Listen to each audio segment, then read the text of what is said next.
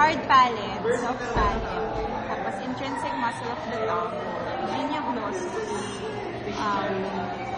lingual tonsil, ito ay epiglottis, tapos ayun, vallecula, marami na. Tapos, ito yung nasopharynx, oropharynx, laryngopharynx, hanggang cricoid cartilage at the level of C6. Tapos, pharyngeal tonsil, pharyngeal recess, salpingopharyngeal fold, palatoglossal fold, ito yung part na to. Tapos, palatopharyngeal fold, tapos nandito yung palatin tonsil. Tapos, ano nga bang part? Thank you.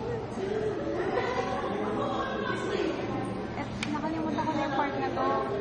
Pati yun na-record. Vocal cord eh. Tapos, vocal folds. epiglottis. Ayan, ito ang epiglottis. Tapos ito yung cricoid cartilage. Yun, basically.